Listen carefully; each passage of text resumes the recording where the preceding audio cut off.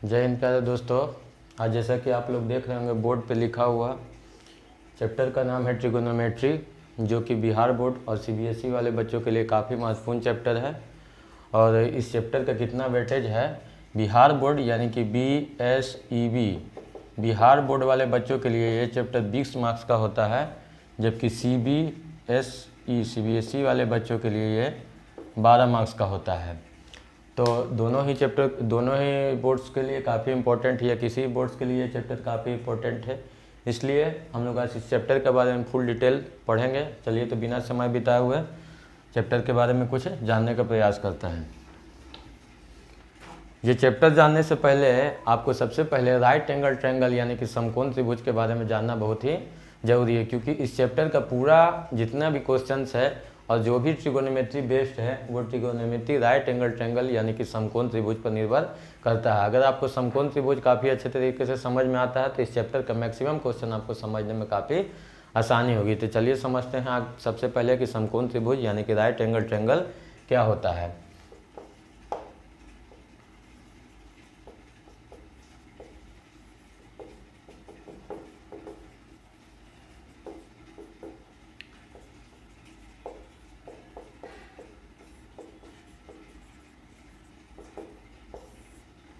Right angle triangle यानी कि समकोण त्रिभुज। अगर राइट एंगल ट्रायंगल में से हम ट्रायंगल को हटा देते हैं तो सिर्फ बचता है राइट एंगल। राइट एंगल बोलते हैं जिस एंगल का मेजरमेंट 90 डिग्री होता है उसे हम राइट एंगल बोलते हैं, किसी भी एक एंगल का मेजरमेंट। फॉर एग्जांपल जैसे कि ये ट्रायंगल बना, ट्रायंगल क्या होता है, 3 साइड से मिलकर बना हुआ बाउंडेड एरिया ट्रायंगल कहलाता है। जैसे कि ABC angle B equal to 90 degree, तो हम इसे कह सकते हैं कि ये कौन सा त्रिभुज है, समकोण यानी कि राइट एंगल ट्रायंगल। तो बताया जैसा कि मैंने आपको कि ट्रिगोनोमेट्री समझने के लिए आपको राइट एंगल ट्रायंगल और उसके पूरे कॉन्सेप्ट को जानना बहुत ही जरूरी है। इसीलिए सबसे पहले मैं आपको राइट एंगल ट्रायंगल समझाना चाहूँगा। राइट एंगल ट्रायंगल जिस ट्रायंगल का किसी एक एंगल का मेजरमेंट 90 डिग्री होता है उसे ही हम राइट एंगल ट्रायंगल कहते हैं। राइट एंगल ट्रायंगल इस तरह से भी हो सकता है, अगर किसी भी हॉरिजॉन्टल लाइन पे वर्टिकल लाइन खींचा जाता है तो हमेशा 90 डिग्री का एंगल बनता है। मान लीजिए आप जमीन के सरफेस पे एक पोल गाड़ देते हैं या एक बांस गाड़ देते हैं जो स्ट्रेट है, वर्टिकल है, तो उस जमीन के साथ उस बांस का जो एंगल बनेगा वो एंगल कितना डिग्री का होगा, 90 डिग्री का होगा। तो जिस ट्रायंगल का सिंपल सा वर्ड है, जिस ट्रायंगल का किसी एक एंगल का मेजरमेंट 90 डिग्री होगा उसे ही हम राइट एंगल ट्रायंगल कहेंगे। क्या बोला, किसी भी ट्रायंगल का जिसका एक एंगल 90 डिग्री के बराबर होगा उसे ही राइट एंगल ट्रायंगल कहेंगे। तो आप देख रहे होंगे कि इस ट्रायंगल में 3 साइड है। पहला साइड है जो BC है, दूसरा साइड AC है और तीसरा साइड AB है। तो जहाँ पे 90 डिग्री बनेगा, जहाँ पे 90 डिग्री बनेगा, 90 डिग्री का सामने वाला, ठीक सामने वाला, 90 डिग्री के ठीक सामने वाला हाइपोटेनस वाले साइड को हम लोग हाइपोटेनस, जिसको कि हम लोग हिंदी में बोलचाल के भाषा में कर्ण कहते हैं। इसका पहला लेटर H है, इसलिए हम इसे H से इंडिकेट करेंगे। क्या बोला, राइट एंगल ट्रायंगल जिस ट्रायंगल का एक एंगल, कोई भी एक एंगल 90 डिग्री के बराबर हो उसे ही हम राइट एंगल ट्रायंगल कहेंगे। 90 डिग्री के ठीक सामने वाला साइड सबसे बड़ा होता है, लार्जेस्ट साइड होता है, जिसे कि हम हाइपोटेनस हिंदी में इसे कर्ण कहते हैं और इसका पहला लेटर H है, इसे इसलिए H से इंडिकेट करते हैं। उसके बाद हम लोग नीचे वाले साइड में आते हैं, इससे हम लोग बेस कहते हैं। बेस को हम लोग हिंदी में आधार कहते हैं। इसका पहला लेटर B है, तो इसलिए इसे क्या से इंडिकेट करेंगे, B से इंडिकेट करेंगे। बच गया एक साइड जिसे हम लोग परपेंडिकुलर, जिसे कि बोलचाल के भाषा में लंब कहते हैं, जिसका पहला लेटर P है, इसलिए इसे हम P से इंडिकेट करेंगे। उम्मीद है कि आपको समझ में आ रहा होगा। फिर से एक बार, राइट एंगल ट्रिगोनोमेट्री पढ़ने के लिए राइट एंगल ट्रायंगल का पढ़ना जरूरी है। राइट एंगल ट्रायंगल कहते हैं जिस ट्रायंगल का कि कोई भी एक एंगल 90 डिग्री के इक्वल हो उसे ही हम राइट एंगल ट्रायंगल कहेंगे। जहाँ पे 90 डिग्री का निर्माण होगा, 90 डिग्री के ठीक सामने वाला साइड हाइपोटेनस यानी कि कर्ण, जिसे का पहला लेटर H है, इसलिए इसे H से इंडिकेट करेंगे।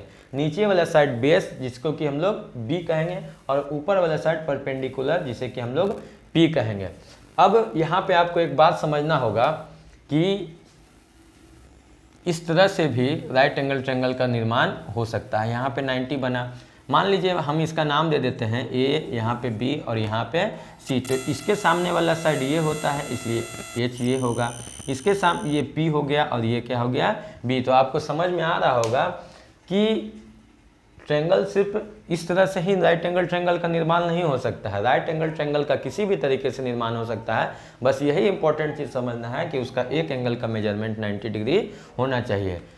क्या बोला मैंने कि जब किसी ट्रायंगल का किसी एक एंगल का मेजरमेंट 90 डिग्री होगा उसे ही हम राइट एंगल ट्रायंगल कहेंगे। राइट एंगल ट्रायंगल जहाँ पे 90 डिग्री बनेगा, ठीक उसके सामने वाला साइड जो सबसे लार्जर साइड होगी, ऑब्जेक्टिव क्वेश्चन में आपसे इस तरह से पूछा जा सकता है कि किसी भी राइट एंगल ट्रायंगल का सबसे लार्जर साइड कौन होगा, तो कौन सा होगा, तो सबसे लार्जर साइड होगा हाइपोटेनस यानी कि कर्ण। नीचे वाले पे आते हैं जिसे हम लोग बेस कहते हैं, जिसका पहला लेटर बी है।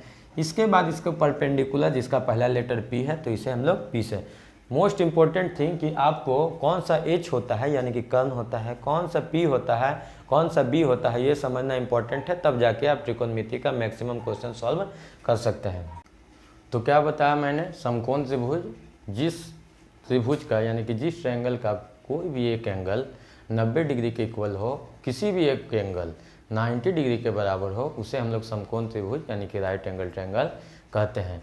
तो फिर से थोड़ा देख लेते हैं।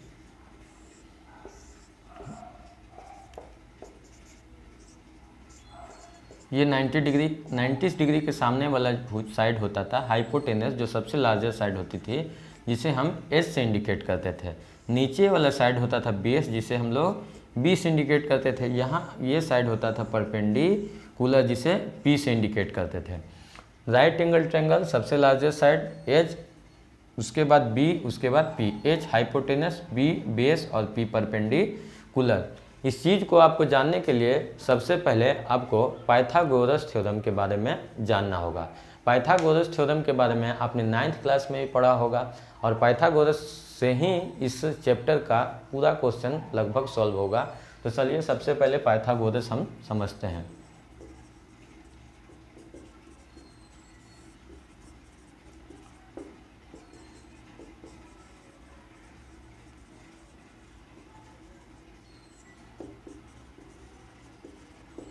Pythagoras theorem.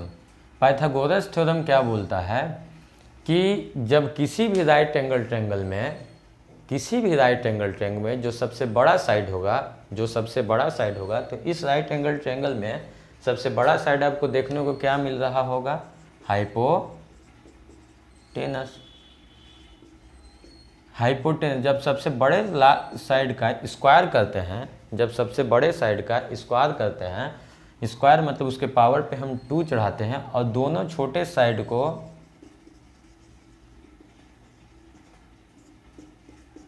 स्क्वायर करके आपस में जोड़ते हैं तो दोनों बराबर होता है। क्या बोला मैंने, पाइथागोरस थ्योरम कि जब सबसे बड़ा साइड का स्क्वायर करते हैं, मीन्स एच का स्क्वायर करते हैं, सबसे बड़ा साइड मीन्स एच का स्क्वायर करते हैं, और जब दोनों छोटे साइड को हम स्क्वायर करके आपस में जोड़ते हैं तो वो आपस में क्या होते हैं, बराबर होते हैं। Pythagoras theorem. पाइथागोरस एक साइंटिस्ट और मैथमेटिशियन भी थे। उन्होंने ही अपना तर्क दिया कि जब किसी भी राइट एंगल ट्रायंगल में जब सबसे बड़े साइड का स्क्वायर करते हैं और दोनों छोटे साइड को आपस में जोड़ते हैं स्क्वायर करके, तो दोनों आपस में बराबर होते हैं। फॉर एग्जाम्पल हम एक एग्जाम्पल की सहायता से आपको समझाते हैं।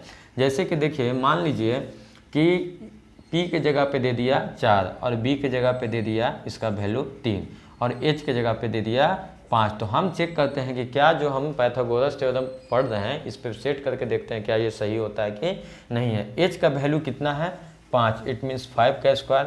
P का वैल्यू कितना है, 4, इट मीन्स 4 का स्क्वायर।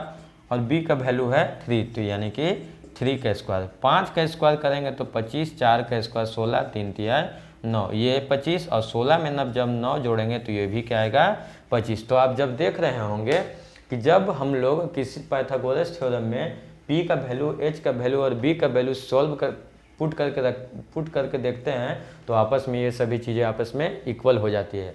यही है पाइथागोरस थ्योरम। कई बार आपको इस क्वेश्चन में क्या दे दिया जाएगा कि P दे दिया जाएगा और B दे दिया जाएगा और H का वैल्यू आपको निकालना होगा। कई बार ऐसा भी हो सकता है क्या बोला मैंने कि p का वैल्यू दे दिया जाएगा, b का वैल्यू दे दिया जाएगा और h का वैल्यू आपको निकालना होगा।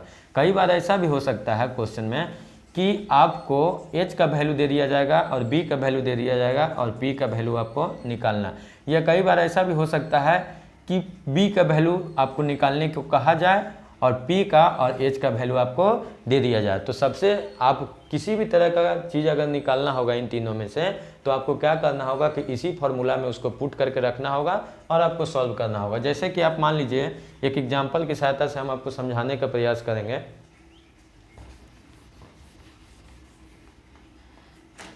एक एग्जाम्पल की सहायता से हम आपको समझाने का प्रयास करेंगे।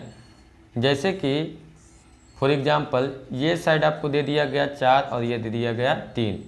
ये है एक right angle triangle, right angle 90 degree, angle B बराबर 90 डिग्री, इसलिए इसे हम समकोण त्रिभुज यानी कि राइट एंगल ट्रायंगल कहेंगे। इस क्वेश्चन में आप देख रहे होंगे कि आपको p का वैल्यू दे दिया गया है, b का वैल्यू दे दिया गया है, बट h का वैल्यू नहीं दिया गया है। तो आपको लिखना होगा कि पाइथागोरस प्रमेय से, यानी कि अकॉर्डिंग टू पाइथागोरस थ्योरम क्या होता है, h square equal to P square plus में बी स्क्वायर। तो p का वैल्यू आप देख रहे होंगे कि यहाँ पे कितना दिया गया है 4 और b का वैल्यू देख रहे होंगे 3। तो 4 का स्क्वायर यानी 4 इंटू 4। देखिए यहाँ थोड़ा बेसिक चीज़ को समझना जरूरी है। मान लीजिए a का स्क्वायर दिया गया है, इट मीन a गुना, अगर 4 का स्क्वायर दिया गया है तो 4 गुना 4 यानी 4 इंटू 4 यानी कि 16, प्लस अगर 3 का स्क्वायर 3 3 जा 9, जब दोनों को ऐड करते हैं तो 25 आता है, यानी कि h स्क्वायर इक्वल टू 25। तो h का वैल्यू जो इधर स्क्वायर में होता है ये इधर जाने पर रूट में जाता है। तो ये आप ब्रेक करने पे 5 इंटू 5 यानी कि इसका आंसर कितना आ गया 5। तो आप देख रहे होंगे कि पाइथागोरस थ्योरम काफ़ी इंपॉर्टेंट था। फिर से हम एक बार स्टार्टिंग से आपको रिवाइज करने का प्रयास करेंगे। ट्रिगोनोमेट्री का चैप्टर है, इसको पढ़ने के लिए राइट एंगल ट्रायंगल का पढ़ना काफ़ी ज़रूरी है। राइट एंगल ट्रायंगल किसको बोलते हैं, जिस ट्रायंगल का किसी एक एंगल का मेजरमेंट 90 डिग्री होगा उसे ही हम राइट एंगल ट्रायंगल कहेंगे। ट्रायंगल है इसलिए इसमें 3 साइड्स होंगे। 90 डिग्री जो होगा, 90 डिग्री के सामने वाला साइड हाइपोटेनस कहलाता है, उससे नीचे वाला साइड बेस कहलाता है, और जो स्ट्रेट लाइन जो वर्टिकल लाइन होगी उसे हम लोग पी कहेंगे। पाइथागोरस थ्योरम क्या बताया मैंने कि जब किसी भी राइट एंगल ट्रायंगल में सबसे बड़े साइड का स्क्वायर करते हैं और अन्य दोनों छोटे साइड को स्क्वायर करके जोड़ते हैं तो आपस में इक्वल होता है। यहाँ मैंने एक एग्जांपल में कुछ डिजिट्स या कुछ नंबर लेके आपको पुट करके दिखाया कि क्या ये जो मैंने बताया ये सही है कि नहीं, टेस्ट करके बताया। फिर उसके बाद मैंने बताया कि कई बार ऐसा भी होता है कि p दे दिया जाता है, b दे दिया जाता है और h का वैल्यू निकालना होता है। कई बार ऐसा भी होता है कि p दे दिया जाता है, h दे दिया जाता है, b दे दिया जाता है और p का वैल्यू निकालना होता है।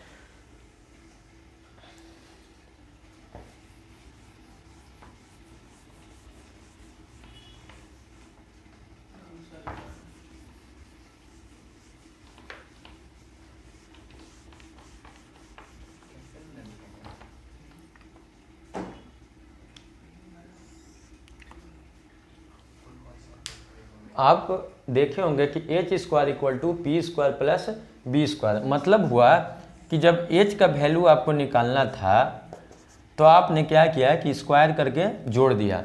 लेकिन कई बार ऐसा भी हो सकता है कि आपको p का वैल्यू निकालने के लिए कहा जाए, कई बार ऐसा भी हो सकता है कि b का वैल्यू भी निकालने के लिए। तो आप गौर कीजिएगा कि जब भी कभी हम लोग अगर बड़े वाले साइड का वैल्यू निकालना होगा, h का वैल्यू तो ऐड करेंगे, लेकिन वहीं पे अगर हमें p का वैल्यू निकालना होगा तो बड़े वाले साइड में से माइनस करेंगे। अगर b का वैल्यू निकालना होगा तो भी हम बड़े वाले साइड में से माइनस करेंगे, लेकिन स्क्वायर हमेशा रहेगा। मतलब आप देख रहे होंगे कि जब बड़ा वाला h निकालना था, लार्जेस्ट साइड का वैल्यू निकालना था तो जोड़े, लेकिन जब कभी छोटे वाले साइड का वैल्यू है तो घटाएंगे। क्या बोला मैंने कि जब बड़े वाले साइड का वैल्यू निकालना होगा तो जोड़ेंगे और छोटे वाले साइड का वैल्यू निकालना होगा तो घटाएंगे। किससे घटाएंगे, तो हमेशा h से घटाएंगे।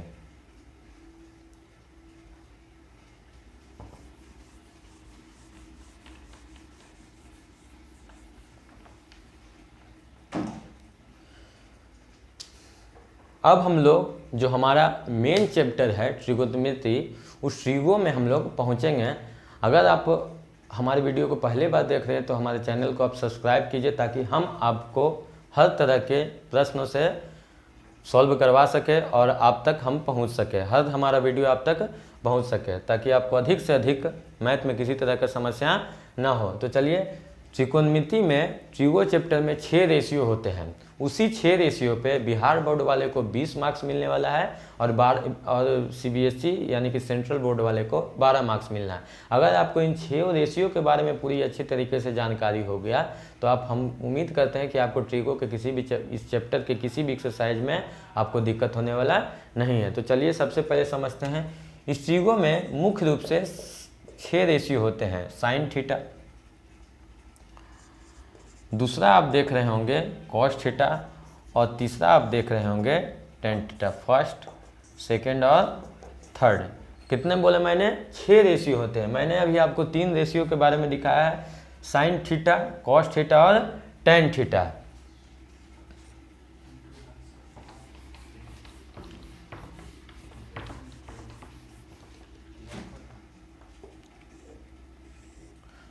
ये चित्र मैं आपको बना के PBH दर्शा देता हूं ताकि आपको अच्छे तरीके से समझ में आए।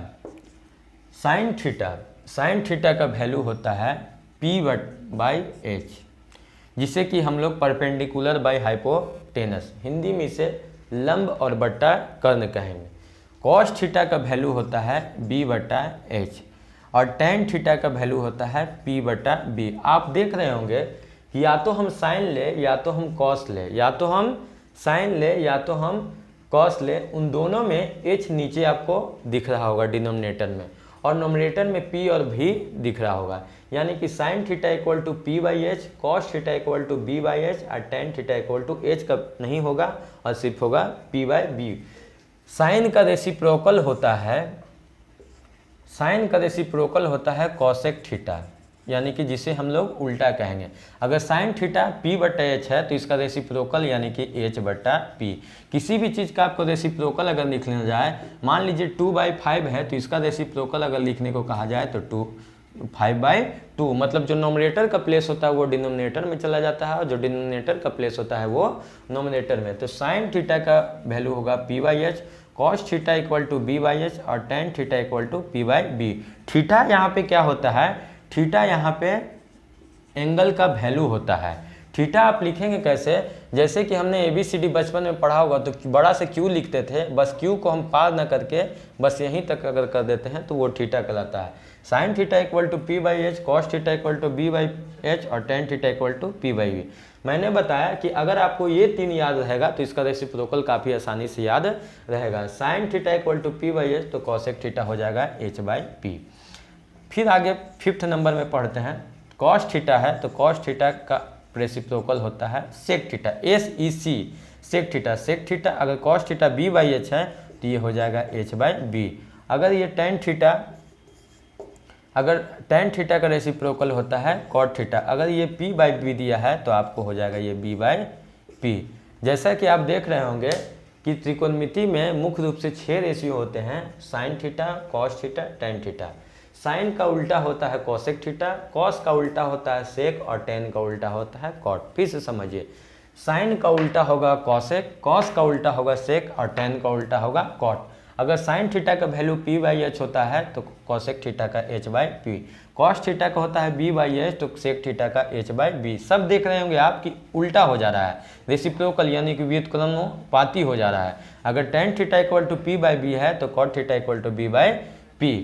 इस तरह से आपको ये 6 रेशियो पूरे अपने माइंड में अच्छा से सेट करना होगा, तभी जाके आप एक्सरसाइज 5.1 हो या आगे का कोई भी एक्सरसाइज हो आप बहुत आसानी से, 8.1 हो या आगे का कोई भी एक्सरसाइज हो बहुत आसानी से सॉल्व कर सकते हैं। तो जो भी हमने कॉन्सेप्ट पढ़ा ट्रिगो का, या जो भी रेशियो के बारे में पढ़ा या राइट एंगल ट्रायंगल के बारे में पढ़ा, उससे पहले मैं आपको एक सिंपल सा क्वेश्चन लेके समझाता हूँ जो सिर्फ इस कॉन्सेप्ट पे बेस्ड है। फिर उसके बाद हम लोग डिफरेंट टाइप्स के क्वेश्चन पे की ओर बढ़ेंगे। तो चलिए बिना समय बिताए हम लोग आगे की ओर बढ़ते हैं। जैसे कि मान लीजिए क्वेश्चन में आपको दे दिया गया है, if sine theta equal to 4/5 then find the other trigo ratio. इसका मतलब यदि साइन थीटा इक्वल टू 4/5, तो अन्य अनुपात ज्ञात करें। आप देख रहे होंगे प्रश्न में कि आपको दिया गया है कि यदि साइन थीटा इक्वल टू 4/5 यानी कि 1 का वैल्यू दे दिया गया है। इस त्रिकोणमिति में 6 रेशियो होते हैं जिसमें से 1 का वैल्यू दे दिया गया है और बाकी अन्य 5 का रेशियो जैसे कि cos theta, tan theta, cosec theta, sec theta और कॉस थीटा। काफ़ी अच्छे से आपको इस चैप्टर को समझना होगा क्योंकि 20 मार्क्स का ये क्वेश्चन है जिसमें से 10 नंबर ऑब्जेक्टिव का होगा और 10 नंबर सब्जेक्टिव का होगा। 30 नंबर पासिंग मार्क्स होते हैं जिसमें से 20 नंबर इसी चैप्टर का है। मैंने अपने पहले ही वीडियो में बताया है कि अगर आपको मैथ में अच्छा मार्क्स लाना है तो ये सोच के नहीं पढ़ना होगा कि मेरा मैथ 100 नंबर का है। जो चैप्टर स्टार्ट किया गया सिर्फ यही सोचना है कि यही चैप्टर मेरे एग्जाम में आने वाला है और इसी चैप्टर में हमको 20 में 20 या जितने मार्क्स का भी वो चैप्टर है पूरा का पूरा गेन करना है यानी कि प्राप्त करना है। तो साइन थीटा का उल्ट opposite cosec theta, cos theta का सेक थीटा, टेन का अपोजिट कॉट थीटा। इस प्रश्न में आपको साइन थीटा का वैल्यू दे दिया गया है और बाकी अन्य 5 रेशियो आपको फाइंड आउट करना होगा। तो चलिए हम इसको सॉल्यूशन करते हैं, देखते हैं कि कैसे क्या होता है। अगर दिया गया है जैसे क्वेश्चन में दिया गया है साइन थीटा इक्वल टू 4/5, तो सबसे पहले आपको देखना होगा कि साइन थीटा इक्वल टू होता क्या है। तो साइन थीटा होता है P/H। तो आप क्या करेंगे, यहाँ पे एक ट्रायंगल का निर्माण करेंगे। इसका नाम देंगे A, इसका नाम देंगे B, इसका नाम देंगे C और लिखना होगा कि angle B equal to 90 degree. कितना बोला मैंने, angle B equal to 90 degree. देखिए जहाँ 90 डिग्री बन रहा है उसके सामने वाला साइड H होगा, बताया है मैंने। नीचे वाला साइड बेस होगा और जो वर्टिकल लाइन होगा वो P होगा। साइन थीटा इक्वल टू 4/5 यानी कि P का वैल्यू आपको दिया गया है 4, H का वैल्यू आपको दिया गया है 5 और आपको किसका वैल्यू नहीं दिया गया है, B का। तो आपको तीनों चीज़ का वैल्यू पता होना चाहिए, P का भी वैल्यू पता होना चाहिए, B का भी वैल्यू पता होना चाहिए और H का भी वैल्यू, तभी जाके आप इस चैप्टर का क्वेश्चन को सॉल्व कर पाएंगे। ये आपको या तो 5 नंबर के क्वेश्चन में दे सकते हैं, अगर 1 का रेशियो निकालने के लिए दिया जाए तो 1 मार्क्स का क्वेश्चन होगा, अगर 5 का रेशियो दिया जाए तो ये 5 मार्क्स का क्वेश्चन होगा। तो साइन थीटा इक्वल टू 4/5 तो P/H होता है, तो P का वैल्यू 4 जबकि H का वैल्यू 5 और आपको V का वैल्यू पता नहीं है। तो हम लिखेंगे पाइथागोरस प्रमेय से, अकॉर्डिंग टू पाइथागोरस थ्योरम।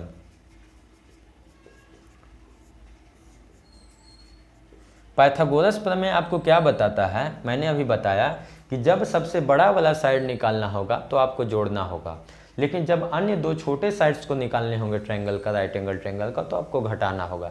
यानी कि सबसे बड़ा लार्जेस्ट साइड तो होगा 5, उसके बाद 4 और ये सबसे छोटा साइड यानी कि B का वैल्यू आपको फाइंड आउट करना है। तो मैंने बताया है कि जब सबसे बड़े साइड को जोड़ना वैल्यू निकालना होगा तो ऐड करेंगे, जबकि अन्य दोनों साइडों को करना होगा तो यानी कि B² निकालना है। तो B² इक्वल टू होता है H² माइनस में P²। H का वैल्यू आप देख रहे होंगे कि 5 का स्क्वायर 25, 5 का स्क्वायर और P का वैल्यू देख रहे होंगे 4। यहाँ देख रहे होंगे कि 5 × 5 = 25 और 4 × 4 = 16। 25 में से जब 16 घटाएंगे तो 9 होगा, जो इधर स्क्वायर में है तो इधर जाने पे वो रूट में जाएगा। रूट में 3 × 3 यानी कि इसका वैल्यू कितना निकल गया, 3, यानी कि B इक्वल टू हमारा वैल्यू कितना आ गया, 3 आ गया। अब आप देख रहे होंगे कि हमें B का भी वैल्यू पता है, P का भी वैल्यू पता है और H का भी वैल्यू पता है और हमें दिया गया था क्वेश्चन में 4 और 5। अब हमें तीनों चीज़ का वैल्यू पता है तो हम पांचों रेशियो को काफ़ी आसानी से निकाल सकते हैं। जैसे कि P का वैल्यू तो दिया ही हुआ था, कॉस थीटा इक्वल टू होता है B/H, यानी कि B का वैल्यू आपको निकला है कितना, 3 और H का वैल्यू तो क्वेश्चन में ही दिया गया था 5। टेन थीटा होता है P/B, P के जगह पे 4, B के जगह पे 3 यानी कि 4/3। आगे आप देख रहे होंगे कि साइन का उल्टा होता है कॉसेक। जब साइन थीटा 4/5 है तो कॉसेक थीटा हो जाएगा 5/4।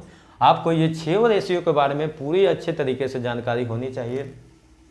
कॉस थीटा अगर 3/5 दिया है तो ये हो जाएगा 5/3। अगर टेन थीटा 4/3 दिया है तो ये हो जाएगा 3/4। ये आपको पूरा इस क्वेश्चन का सॉल्यूशन हो गया। आप देखेंगे कि इतना आसानी से सबसे पहले हमने राइट एंगल ट्रायंगल के बारे में पढ़ा, फिर उसके बाद हमने पाइथागोरस थ्योरम के बारे में पढ़ा है। फिर उसके बाद हमने पढ़ा कि किस तरह से h का वैल्यू निकाला जाता है, किस तरह से p का वैल्यू निकाला जाता है, किस तरह से b का वैल्यू निकाला जाता है। फिर उसके बाद 6 रेशियो के बारे में जाना। त्रिकोणमिति बनाने के लिए आपको 6 रेशियो होते हैं, वो 6 रेशियो के बारे में जानना जरूरी था। साइन थीटा का अपोजिट होता है कॉसेक थीटा, कॉस का अपोजिट होता है सेक, और टेन का उल्टा होता है कॉट। साइन में p/h होगा, जबकि कॉसेक में h/p। किसी ट्रिक के पीछे आप नहीं पड़िए, आपको जितने क्वेश्चन आप प्रैक्टिस कीजिएगा उतना ही ट्रिक सीमित होता है, लेकिन कॉन्सेप्ट परमानेंट होता है। अगर आप कॉन्सेप्ट से इस क्वेश्चन को सॉल्व करते हैं और कॉन्सेप्ट के थ्रू अधिक से अधिक बनाते हैं तो आप ऑटोमेटिकली आपकी ये सभी जितने भी आपको वैल्यू है सब अच्छे से याद रहेगा। कॉस थीटा b/h तो सेक होता है h/p। 3 आप याद कीजिए, 3 अपोजिट आपको खुद याद होगा। मान लीजिए हमें साइन थीटा का वैल्यू 4/p/h पता है, तो हमें ये पता है कि साइन का अपोजिट होता है कॉसेक, तो यानी कि p/h होता था अगर साइन का वैल्यू, तो कॉसेक का वैल्यू हो जाएगा h/p। टेन का वैल्यू अगर p/b होता है तो टेन का अपोजिट कॉट होता है, तो कॉट का वैल्यू हो जाएगा b/p। जितने भी हमने कॉन्सेप्ट पढ़ा उस कॉन्सेप्ट पे बेस्ड एक्सरसाइज 8 पॉइंट का NCERT का सबसे पहला क्वेश्चन देखते हैं कि कैसे इसको सॉल्व किया जाएगा। इन ए ट्रायंगल ABC, एक ट्रायंगल है ABC राइट एंगल। तो सबसे पहले एक ट्रायंगल बनाएंगे जिसका कि हम नाम दे देंगे ABC, और कुछ प्रश्न में कह रहा है कि एंगल B जो होगा वो 90 डिग्री को। आपको थोड़ा सा ध्यान देना होगा, जैसे क्वेश्चन में बोला जा रहा है उसी तरह से करेंगे। In a triangle ABC right angle triangle at B, right angle triangle at B, यानी कि B पे राइट एंगल ट्रायंगल यानी कि समकोण त्रिभुज। एक त्रिभुज है जो कि समकोण है, और कोण B पर इसका वैल्यू, इस कोण B पे इसका मान 90 डिग्री है। AB बराबर 24 सेंटीमीटर। तो आप देख रहे होंगे कि AB का वैल्यू कितना है 24 सेंटीमीटर, और BC बराबर 7 सेंटीमीटर। 7 सेंटीमीटर। डिटरमाइन द, यानी कि ज्ञात करें साइन A का वैल्यू, फिर कॉस A का वैल्यू, फिर साइन C का वैल्यू और कॉस C का वैल्यू। आप लोग, कई बच्चे जिसे कॉन्सेप्ट क्लियर नहीं होता वो बच्चे ये सोचते हैं कि यहाँ भी साइन दिया गया है और यहाँ भी साइन दिया गया है, अगर हम एक का वैल्यू निकाल देते हैं तो फिर दोनों का हो जाता है, जबकि बात ऐसा नहीं है। यहाँ पे साइन A दिया गया है और यहाँ पे साइन C दिया गया है।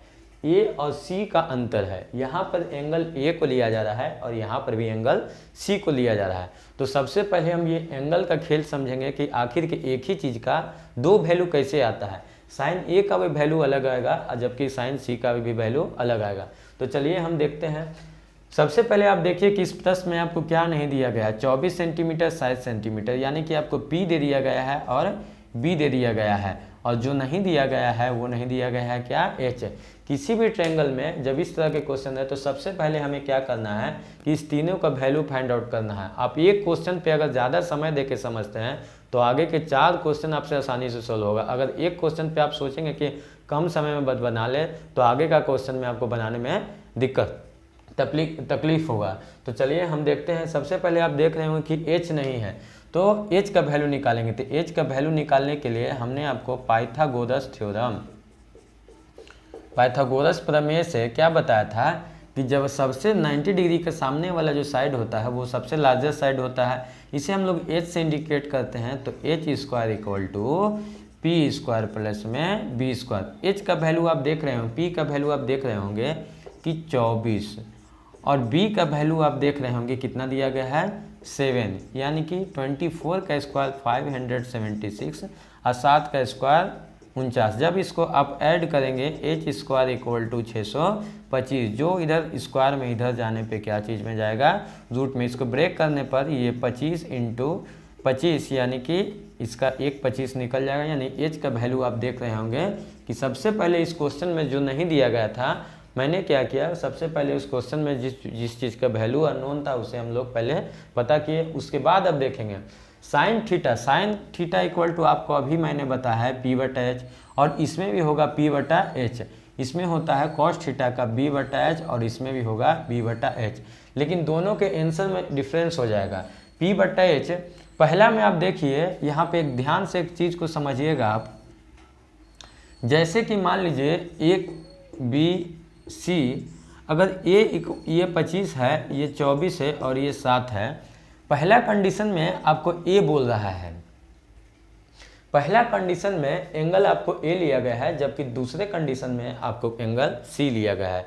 यहाँ पे समझना होगा कि ए का लेने और सी का लेने में क्या डिफरेंस है। जब आपको एंगल ए बोला जाए, आपको पता होगा कि 90 डिग्री का सामने वाला साइड तो एच होता है, लेकिन पी और बी में हमेशा चेंजिंग हो सकता है। पी के स्थान पर बी हो सकता है और बी के स्थान पे पी हो सकता है। यही आपको एंगल के आधार पे पहचानना होगा। मान लीजिए आपको एंगल ए दे दिया गया है, एंगल ए, तो जिस एंगल के बारे में बोला जाए, मान लीजिए एंगल ए के बारे में बोला जाता है तो एंगल ए हो जाएगा। ऐसे नियमतः हमको क्या होना चाहिए, पी तो नॉर्मल, अगर हम एक ट्रायंगल बनाते थे तो ये पी होता था, ये बी होता था और ये एच होता था, लेकिन एंगल ए बोल रहा है तो जिस एंगल को बोला जाए उसका सामने वाला साइड हो जाएगा पी, और ये तो एच में कभी कोई चेंजिंग नहीं होता है, और ये हो जाएगा बी। अगर मान लीजिए आपको एंगल ए के जगह पे एंगल सी दिया जाता, तो इसके सामने वाला ये वाला हो जाता पी। मतलब एंगल के आधार पे पी और बी का वैल्यू चेंज हो सकता है, जबकि एच का वैल्यू नहीं चेंज हो सकता है। अगर साइन ए बोला तो यानी पी बटा एच होता है, तो ए कौन सा है, ये वाला, और इसके सामने वाला ये पी होगा, यानी 7, और एच में तो कभी चेंजिंग नहीं होता है, यानी कि 7/25। अब एंगल सी में आइए, सी में जब आ रहे हैं तो इस एंगल को हमें लेना है, तो जब इस एंगल को लेंगे तो इसके सामने वाला ये पी हो जाएगा और ये एच हो जाएगा। क्या बोला, जब इस एंगल को लिया जा रहा था तो ये पी हो रहा था, जब इस एंगल को लिया जा रहा है तो ये पी हो रहा है। मतलब एंगल के आधार पे पी और बी का वैल्यू चेंज होगा, जबकि एच का वैल्यू नहीं चेंज होगा।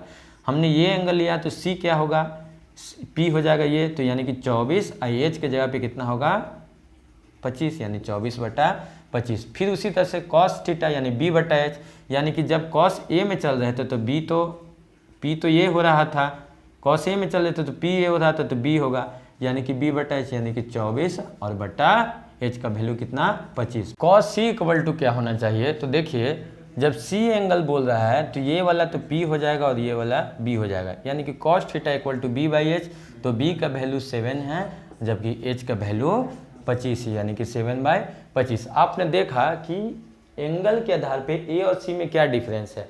जब एंगल लिया जाता था, फिर से समझिए, जैसे कि मान लीजिए एंगल ए सी के बारे में कहा जाए तो ये पी हो जाएगा। अगर यही एंगल बी के बारे में अगर एंगल ए के बारे में बोला जाए तो ये पी हो जाएगा। मतलब कि एंगल के आधार पे पी और बी का वैल्यू चेंज होता है। चलिए तो अगले प्रश्न की ओर बढ़ते हैं, जो कि एक्सरसाइज 8 पॉइंट का क्वेश्चन नंबर 2 है। इसमें इस फिगर के अकॉर्डिंग हमें चलना है और इस फिगर के अकॉर्डिंग चल के हम इस क्वेश्चन को सॉल्व करेंगे। ट्रायंगल एक दिया गया है P Q R, where Q is equal to 90 degree. P Q R दिया गया है और क्यू का मान दिया गया है, कोण का मान 90 डिग्री, और हमें पी क्यू और पी आर दे दिया गया है, जबकि क्यू आर नहीं पता है। सबसे पहले मैंने राइट एंगल ट्रायंगल के बारे में बताया, तो उसमें बताया कि किसी भी ट्रायंगल का तीनों वैल्यू यानी पी, बी और एच का वैल्यू आपको पता होना चाहिए, तब जाके हम इस क्वेश्चन को सॉल्व करेंगे। तो सबसे पहले देखना होगा कि इसमें किसका वैल्यू है, यानी कि परपेंडिकुलर लंब दे दिया गया है, कर्ण दे दिया गया है यानी हाइपोटेनस, जबकि आधार यानी बेस हमें नहीं दिया गया है। तो सबसे पहले पाइथागोरस थ्योरम से, अकॉर्डिंग टू पाइथागोरस थ्योरम, मैंने बताया है कि जब भी बड़ा साइड निकालना होगा तो जोड़ेंगे और छोटे साइड्स का वैल्यू निकालना होगा तो घटाएंगे। B square equal to H square plus P square. H का वैल्यू है 13 और पी का वैल्यू है 12, यानी कि जब आप इसको सॉल्व करेंगे तो 13 का स्क्वायर 169 और 12 का 144, ये करने पे 25, यानी बी स्क्वायर यानी बी का वैल्यू आ गया 25, और 25 को जब ब्रेक करते हैं आप तो यानी कि 5 × 5, यानी बी का वैल्यू कितना आ गया 5। आपको क्वेश्चन में दिया गया है tan p और cot r का वैल्यू निकालना है। तो आप देखेंगे कि मैंने अभी कुछ देर पहले ही बताया है कि जब p का बोला जाए तो इसके सामने वाला भुजा ये वाली लंब हो जाएगा, जिसे हम लोग परपेंडिकुलर बोलेंगे। तो tan theta equal to p बटा b होता है। तो p यानी कि p का वैल्यू क्या है, जब p बोल रहा है तो उसके सामने वाला लंब h में कभी कोई चेंजिंग नहीं होती है। तो आप देख रहे होंगे कि p का वैल्यू आपको कितना दे दिया गया है 5 और b का वैल्यू कितना हो जाएगा 12। उसके बाद cot r, आर यानी इस एंगल में चलने के लिए हमें बोल रहा है। जब इस एंगल में चलने के लिए बोलेगा तो इसके सामने वाला पी हो जाएगा और ये वाला बी हो जाएगा। मैंने पहले ही आपको बताया कि पी और बी में चेंजिंग हो सकता है जबकि एच में चेंजिंग नहीं हो सकता है। तो पी बाई कॉट थीटा यानी कि क्या होता है बी बाई पी। बी का वैल्यू आप देख रहे होंगे कि कितना है 5 और बी का वैल्यू 12। आप देख रहे होंगे कि सेम चीज़ है। मान लीजिए कि 5 में से 5 घटाना है तो कितना होता है 0। उसी तरह से अगर 5/12 में से हम 5/12 को सब्ट्रैक्ट करते हैं तो हमारा आंसर कितना आता है 0। यानी कि आप देख रहे होंगे कि tan p minus cot R का जब इस फिगर के अकॉर्डिंग हम चलते हैं तो फिगर के अकॉर्डिंग चलने पे उसका वैल्यू कितना आता है 0। अधिक से अधिक क्वेश्चन आपको सॉल्व करवाया जाएगा और पूरा कॉन्सेप्ट के साथ इस चैप्टर को पढ़ाया जाएगा।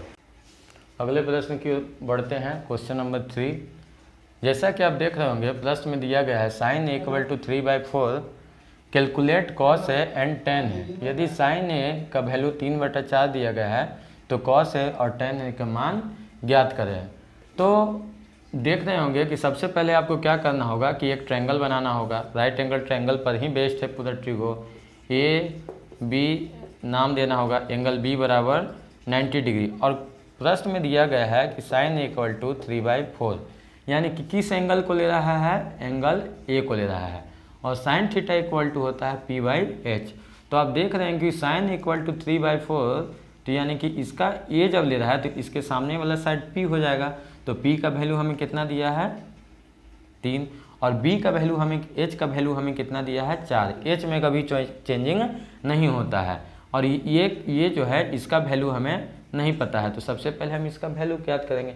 इस क्वेश्चन के अकॉर्डिंग क्या हो रहा है कि जो एंगल ए है उस पहले हमें निकालना होगा। तो मान लीजिए ये तो p हो जाए तो ये निकालना है तो किसके आधार पे पाइथागोरस प्रमेय के आधार पे, अकॉर्डिंग टू पाइथागोरस थ्योरम। तो क्या आप देख रहे होंगे कि निकालना है। मान लीजिए पी ए हम इसको समझते हैं तो एच स्क्वायर और माइनस में बी स्क्वायर। तो एच का वैल्यू आपको देख रहे होंगे 4 का स्क्वायर और इसके जगह पे 3 का स्क्वायर। 4 का स्क्वायर 16, 3 का स्क्वायर 9 और ये हो जाएगा 7 यानी पी स्क्वायर बराबर 7। तो इधर जाए हुआ है तो स्क्वायर में इधर जाने पे रूट में यानी इसका वैल्यू आपको कितना आ गया 7। अब आप देख रहे होंगे कि क्या आपको निकालना है कि कॉस ए इक्वल टू निकालना है पहला और दूसरा निकालना है साइन ए, इन दोनों का वैल्यू। तो आप देख रहे होंगे कि ए जब एंगल लिया है तो साइन कॉस थीटा होता है b/h।